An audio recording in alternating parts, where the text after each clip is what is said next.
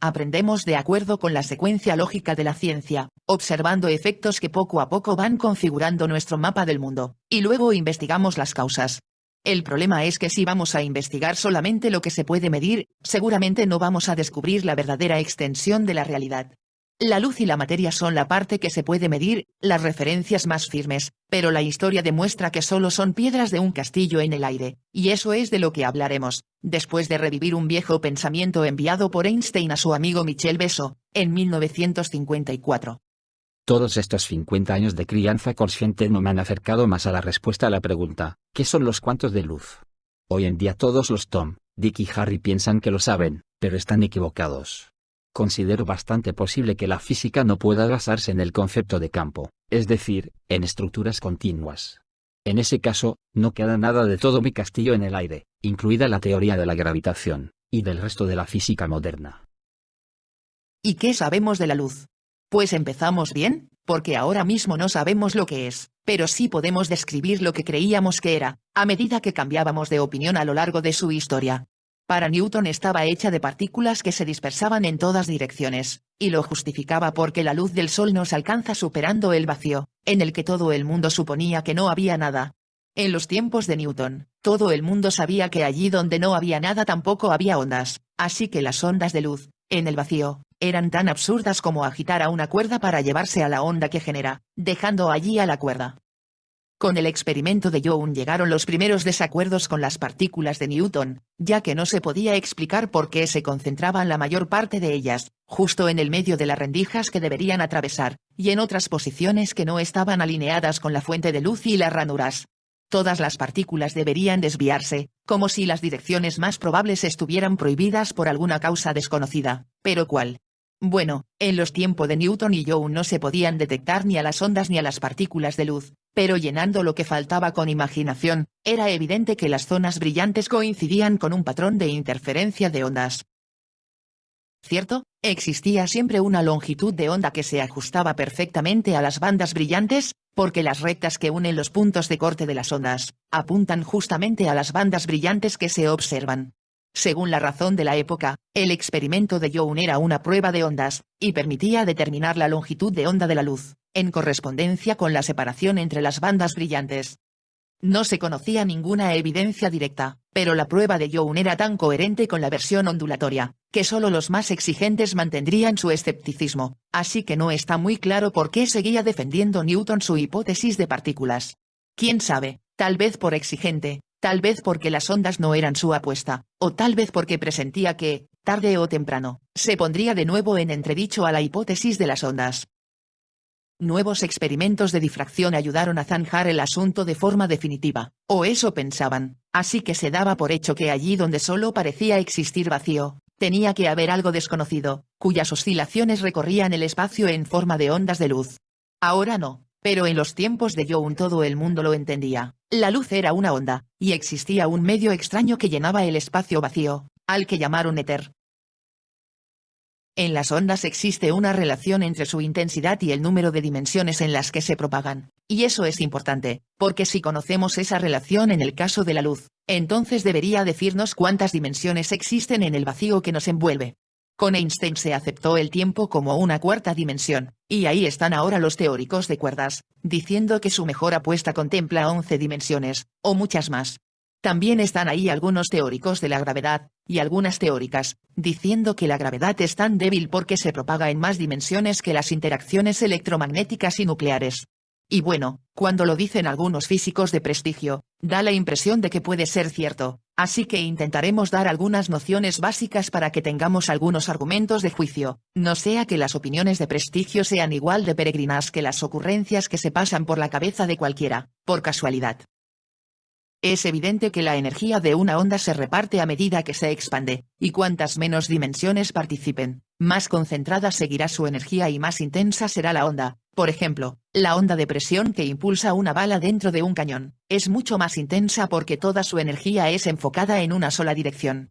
Así que, bueno, en principio sería posible que la gravedad se desfogara en más dimensiones de las que vemos, y por eso la sentimos unas 10 elevado a 40 veces más débil que las fuerzas eléctricas y magnéticas. Sin embargo, por mucho que las dimensiones imaginarias pudieran debilitar a una onda, su relación con la intensidad de la onda sigue identificando en cuántas dimensiones existe dicha onda, y si el resultado es 3, o menos de 3, ¿por qué deberíamos pensar que hay más? Independientemente de la intensidad, la dependencia con la distancia o el radio de la onda, R, es único según el número de dimensiones. Por ejemplo, no importa si agitamos muy fuerte o muy débilmente a una cuerda, porque si la intensidad de la onda se mantiene constante, grande o pequeña, es porque se propaga en una sola dimensión, eso sí, descontando las pérdidas que son propias de todo proceso macroscópico. Y si agitamos arriba y abajo el agua de un estanque, tampoco importa si lo hacemos fuerte o débilmente, porque si las ondas pierden intensidad según el inverso de su radio, es porque dichas ondas se propagan en dos dimensiones. Y también da igual si gritamos muy fuerte, o solo susurramos un pensamiento, porque si la intensidad del sonido decrece según el inverso del cuadrado de la distancia, que es el radio de onda, es porque las ondas de sonido se propagan en 3 dimensiones. ¿Se comprende la relación? Si hubiera 4 dimensiones, la distancia o radio de onda estaría elevado a su tercera potencia, siempre una potencia menos que dimensiones. Si es con la pérdida de intensidad como se identifican las dimensiones de propagación, ¿qué nos dice la luz sobre las dimensiones del vacío en el que se propaga? Pues resulta que la luz brilla con una intensidad inversa del cuadrado de la distancia, como es propio de un medio con 3 dimensiones. Y no solo sucede con la luz, puesto que la gravedad y las fuerzas eléctricas también decrecen de acuerdo con el cuadrado de la distancia, como las ondas esféricas que se propagan en 3 dimensiones. ¿Por qué nos están diciendo entonces que vivimos en 4, o incluso en 11 dimensiones, cuando las fuerzas de la naturaleza nos hablan solo de 3? Podría ser porque las relaciones entre intensidad y distancia, las que vemos aquí, solo funcionan así en el conjunto de dimensiones que sentimos, aunque hubiera más, pero si eso no se puede distinguir ni medir, ¿por qué se alimenta desde las filas de la ciencia? Hablando metafóricamente, si vamos un poco más allá de cuánto suman 2 y 2, todo lo que perdura es el eco, estridente, de una jaula de grillos, un terreno de nadie donde somos libres para pensar lo que queramos, aunque haya opiniones de prestigio que se hacen eco por ahí, diciendo que la realidad es ilógica y absurda. Si lo tomamos en serio, estamos asumiendo que somos inútiles cuando pensamos por nosotros mismos, y que solo desde las filas de la ciencia se puede conocer la verdad. Es claro que son 3 las dimensiones en las que una cuerda existe. La cuerda es un medio que restringe la propagación a una sola dimensión, y si aplicamos ese concepto a más de 3 dimensiones, entonces debería existir un medio que limita la propagación de la luz a 3 dimensiones, lo mismo que la cuerda limita la propagación a una sola. De todas formas, eso no cambia el hecho de que no existen evidencias medibles de otras dimensiones, pero aquellos a quienes les chifla la idea de mundos enteros, escondidos en dimensiones desconocidas, deberían entender que si no existiera un medio de propagación de la luz, entonces tampoco existirían sus dimensiones imaginarias. Cuando se trata de ondas esféricas, como es el caso de la luz, la intensidad de la onda es la potencia que transmite por unidad de superficie, y ya sabemos que disminuye según el cuadrado de la distancia. En consecuencia, la intensidad con la que un cuerpo es alcanzado disminuye rápidamente con la distancia, y la energía que absorbe será mayor cuanto más grande sea la superficie expuesta. En los tiempos de Young estaba muy claro que la luz era una onda continua y esférica, que se propagaba en algún medio material, o en algo desconocido que llenaría el espacio vacío. Por pequeña que fuera la intensidad, la energía de una onda de luz sería infinitamente divisible y en todas direcciones, haciendo imposible que la energía total de la onda recuperase su original estado concentrado. Entretanto, las leyes de los fenómenos eléctricos y el magnetismo se fusionaban con éxito, y Maxwell entendía por primera vez el conjunto de las ecuaciones como una sola interacción electromagnética, que manipulada convenientemente se convertía en la ecuación de una onda eléctrica y otra onda magnética. Las ondas electromagnéticas pronto llenaron de contenido a los aparatos de radio y televisión de todo el mundo, y su velocidad de propagación en el vacío era la misma que la velocidad de la luz.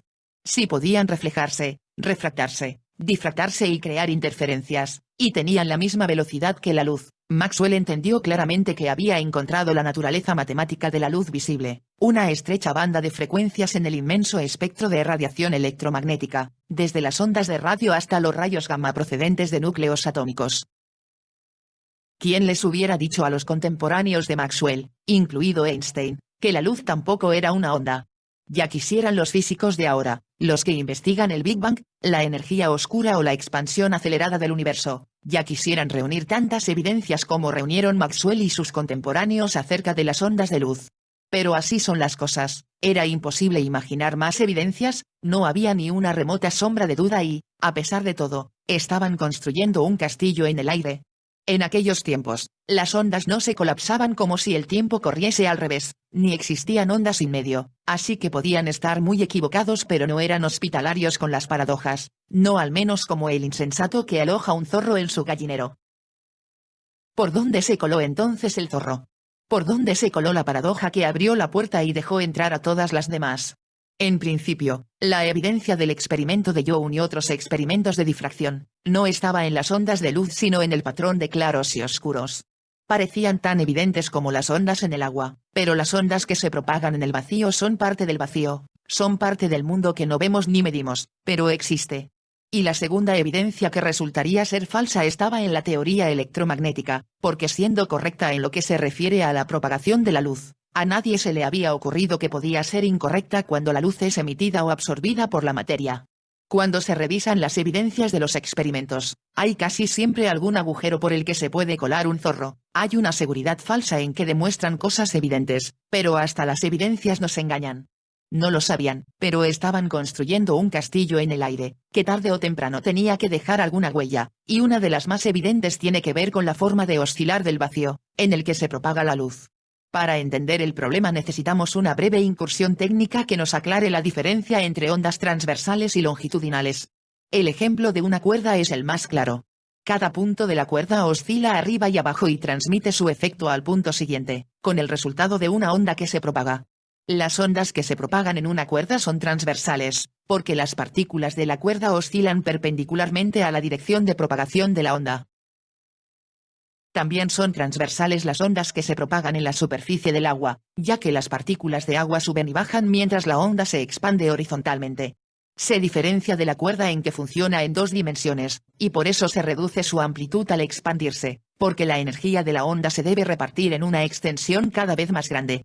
En realidad, las ondas en el agua son una mezcla de ondas longitudinales y transversales, pero la idea básica es la de una onda transversal. Y ya con el ejemplo de las ondas de sonido, en 3 dimensiones, la propagación sigue todas las direcciones radiales que parten de la fuente sonora, pero si nos enfocamos en una sola de las direcciones, las partículas del medio oscilan adelante y atrás, en la misma dirección que se propaga la onda. Por lo tanto, las ondas esféricas que se propagan en medios materiales, son ondas longitudinales. Se puede generar una sola oscilación o ciclo como se acaba de ver, pero lo propio de las ondas es que se transmitan muchos ciclos de oscilación, separados por una distancia que se llama longitud de onda. Vamos a completar esta incursión técnica indicando los conceptos de crestas y valles, o amplitud, que determina la cuantía de la oscilación de las partículas del medio. Pero sin duda los conceptos más importantes van a ser la longitud de onda y la frecuencia, que es el número de ciclos que pasan por unidad de tiempo. Nótese que al multiplicar frecuencia y longitud de onda se determina la velocidad de la onda. Por ejemplo, si agitamos más deprisa una cuerda, veremos que se producen mayor número de ondulaciones, mayor frecuencia, a la vez que se reduce la distancia entre ellas, menor longitud de onda. Eso es así porque la velocidad de propagación sigue siendo la misma, así que cuando uno de los factores aumenta, el otro tiene que disminuir. A menos que la onda pase de un medio a otro diferente, es muy normal que la velocidad sea constante, de forma que nos pueden hablar indistintamente de frecuencia o de longitud de onda, pero eso ya no debería confundirnos. Si ya entendemos la diferencia entre las ondas transversales y longitudinales, vamos a entender muy bien por qué la luz es una onda muy extraña, lo que se puede comprobar con un experimento muy simple, como se puede ver. Solo se necesitan 2 lentes polarizadas, que solo se distinguen de las normales en que su estructura cristalina se ha tensado en una determinada dirección, y por lo tanto presenta mucha resistencia en esa dirección, pero en la dirección perpendicular es favorable. Pues bien, cuando se pone una sola lente polarizada, en dirección vertical por ejemplo, se comprueba que la luz pasa con cierta facilidad. Cuando se añade una segunda lente, polarizada en la misma dirección, tampoco se observan cambios, pero cuando esa lente se gira 90 grados bloquea completamente a la luz. Eso demuestra que las ondas de luz son oscilaciones transversales, perpendiculares a la dirección de propagación, de tal forma que la primera lente tiende a bloquear todas las direcciones de oscilación menos la vertical. Por ese motivo, la segunda lente solo facilita el paso de luz si tiene la misma orientación que la primera, pero bloquea toda la luz cuando se gira 90 grados, porque ya no habrá oscilaciones en esa dirección. Oscilaciones transversales. ¿De qué? Las ondas esféricas que se propagan en medios materiales no son transversales. Cada partícula del medio se aleja radialmente del centro de la onda, y recupera su posición original cuando es rebasada por la onda en expansión. Así ocurre con las ondas de sonido, son longitudinales, pero en el caso de la luz son transversales como las que se propagan en una cuerda tensada. Es como si el vacío conectara cuerdas tensadas entre una bombilla y cada partícula de materia que haya en cualquier parte, en cualquier dirección, y cuando la bombilla se iluminase, todas las cuerdas propagarían ondas transversales que saldrían de la bombilla en todas direcciones. Así, la onda completa sería esférica y transversal, pero trasciende a la materia porque no puede ser explicado como una consecuencia de la materia, a menos que admitamos las cuerdas tensadas como una realidad. Si aceptamos una cuerda como analogía en la propagación de la luz, tendría que ser una cuerda hecha de vacío, hecha de nada, pero a la vez, tendría que soportar más tensión que cualquier medio material conocido, enormemente más.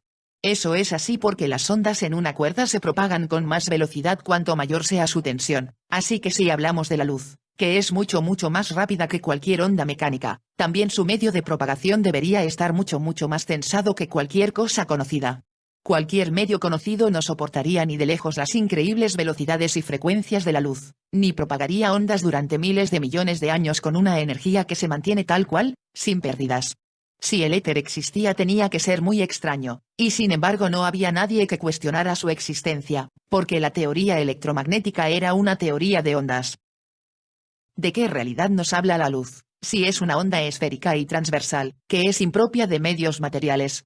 La teoría electromagnética nos dice que su causa está en la oscilación de partículas de materia con carga eléctrica. Se desconoce la causa de las cargas eléctricas y cómo extienden su efecto por el espacio, pero al menos ya sabemos algo cierto, o nos parecía saberlo, que hay algo en el espacio que puede reaccionar a los cambios de la carga eléctrica, propagando dichos cambios en las tres direcciones del espacio. Cuando las cargas eléctricas oscilan arriba y abajo en la antena dipolo, su efecto se propaga como una onda esférica en todas direcciones, y si nos centramos en una dirección z, horizontal, entonces la onda es transversal y polarizada verticalmente. Al contrario, en otras direcciones ya solo será una onda transversal, a medias. A lo que quiera que se propague subiendo y bajando lo denominamos campo eléctrico, y es una onda que se deja sentir si atraviesa un medio de partículas cargadas, pues dichas partículas oscilan arriba y abajo cuando son alcanzadas y rebasadas por la onda. Acompañando a la onda eléctrica está siempre otra onda magnética, oscilando perpendicularmente a la onda eléctrica, y por lo tanto en dirección horizontal en el caso que se muestra. Las ondas electromagnéticas, y en consecuencia la luz, son emitidas por la materia pero no necesitan a la materia en su propagación, de modo que algo muy extraño, pero real, está oscilando en el vacío de forma transversal, como cuerdas tensadas. Siendo indetectable, invisible, inocuo, irrelevante, sin materia firme que sirva de apoyo. ¿Cómo es posible que, no siendo nada, pueda zarandear a una materia que es infinitamente más firme y pesada? En los tiempos de Maxwell ya se sabía que una onda electromagnética era una mezcla inseparable de onda eléctrica y onda magnética, como no iban a saberlo si fue Maxwell su descubridor. Sabían que los cambios en el campo eléctrico provocaban cambios en el campo magnético, y sucedía lo mismo a la inversa.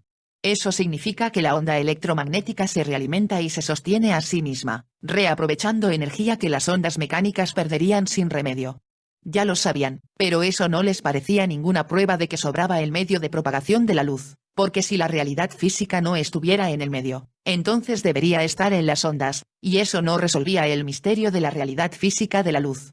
Aquí lo dejamos, de momento, justificando que la teoría electromagnética no demuestra ninguna luz sin medio, y es que a medida que avancemos en su historia cobrarán fuerza dos tendencias a la vez, la de suponer que sí lo demuestra, y el incontenible desencuentro con el medio de propagación de la luz,